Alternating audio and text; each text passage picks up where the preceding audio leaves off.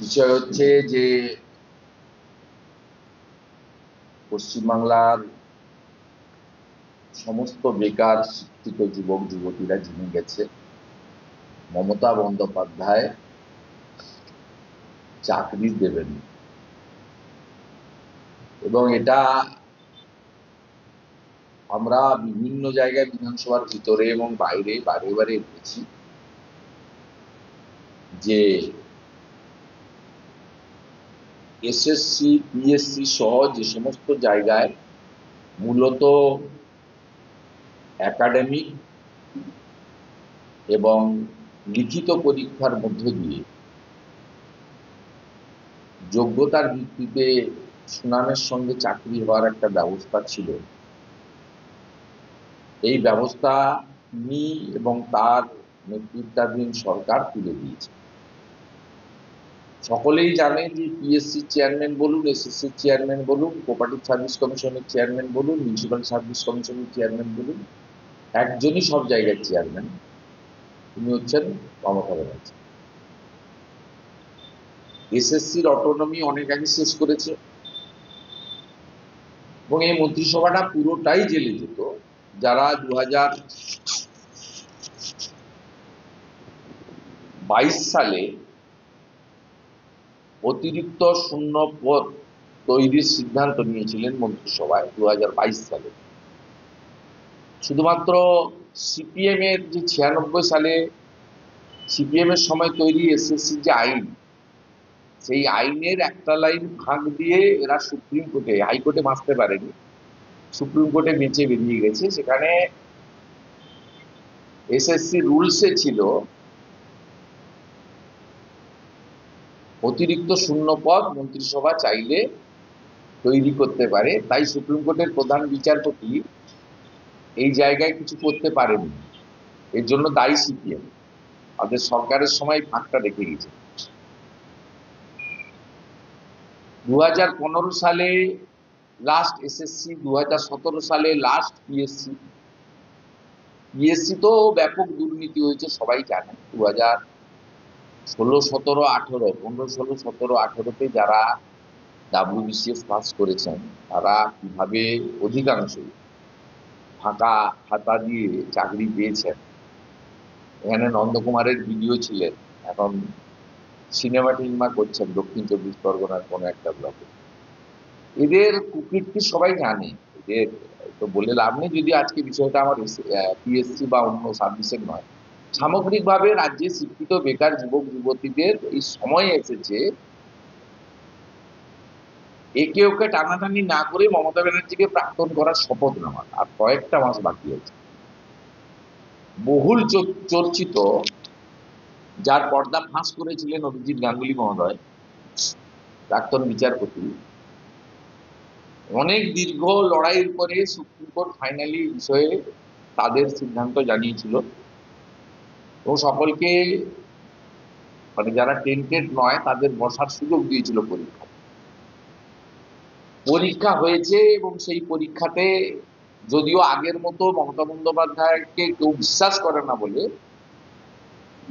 60,70,00,000 পরীক্ষার্থী এবারে পরীক্ষা দেয়।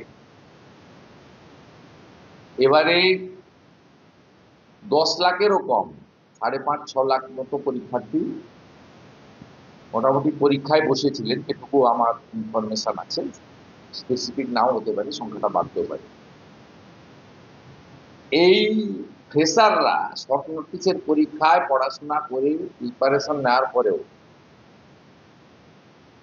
কার্যত 95% বেশি, হাতে গোনা 2-1 জন হতে পারে, এবারের পরীক্ষায় মানে ইন্টারভিউ যে ডাক হয়েছে, এখনো অ্যাপয়েন্টমেন্ট দেননি, অ্যাপয়েন্টমেন্ট দিতে পারবেন কিনা জানি না, কারণ এইটাতেও সম্পূর্ণ দুর্নীতি হয়েছে। ফ্রেশাররা কার্যত সুযোগ পাননি। 70 নম্বরের পরীক্ষায়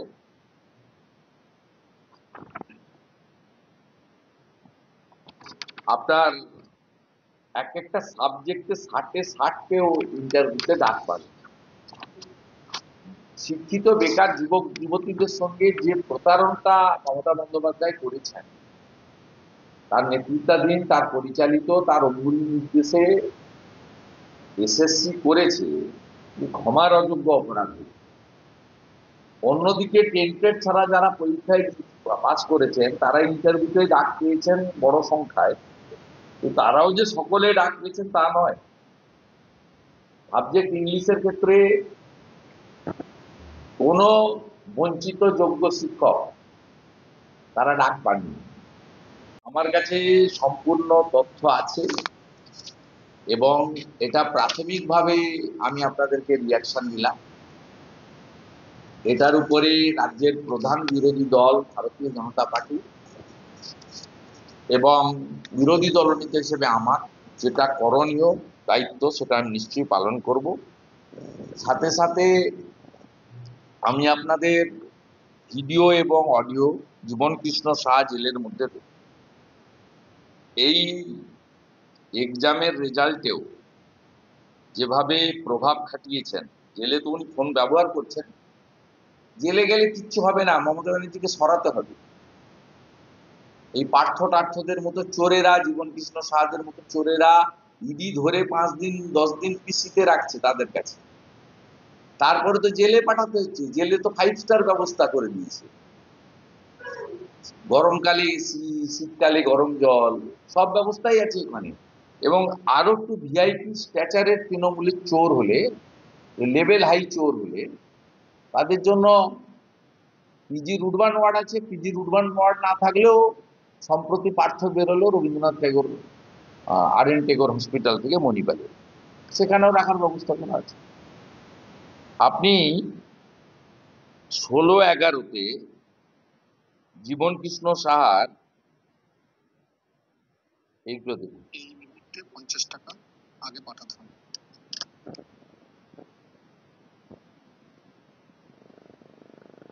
এই মুহূর্তে 50 টাকা আগে পাঠাতে হবে।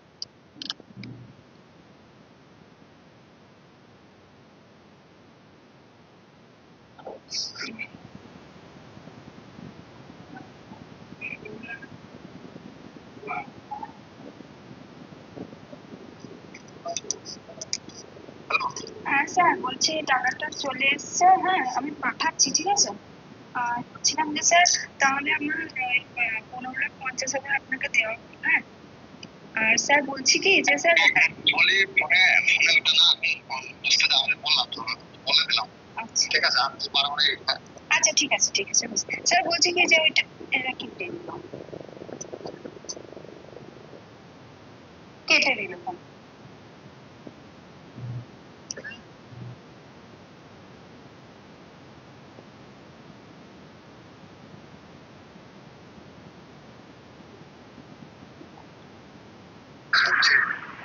বছর 4 বছর সব করতে আমাদের একই বছর হলো পুজো তো বছর 4 বছর মাথায় ধরে নিয়ে চলে গেল। বাড়িতে কিছু পেলি না, এখানে নতুন বাড়িতে কিছু কিছু পেলি না, মাথা পুরো ধর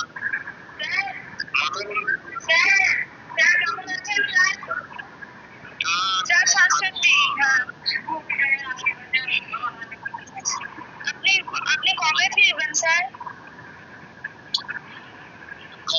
তাড়াতাড়ি চেষ্টা করছি। যার আমার কাছে তো কিছু নাই, কোনো রিকভার নাই, আমার কোনো অ্যাকাউন্টে কিছু নাই, শুধু কালকে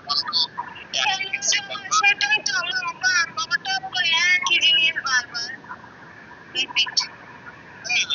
আর বিরক্ত লাগে এইভাবে যে আপনার সাথে যোগাযোগ করার জন্য, মানে ওই যে মানে পীযূষ কান্তি বাবুকে অনেকবার মানে ফোন করে করে আপনার সাথে যোগাযোগ করতে পারবো না, খবরও পাচ্ছি না কি করে, সেই জন্য ওনাকে ফোন করে কষ্টে মানে আপনি ফোন করেছেন। ঠিক আছে, আমি আমার কোনো অসুবিধা নাই, আমি এখন যেটা তাড়াতাড়ি বেরোতে হবে, উদ্ধার করতে হবে, এই জন্য আমি চেষ্টা করছি আমার কোনো লয়ার দিয়ে।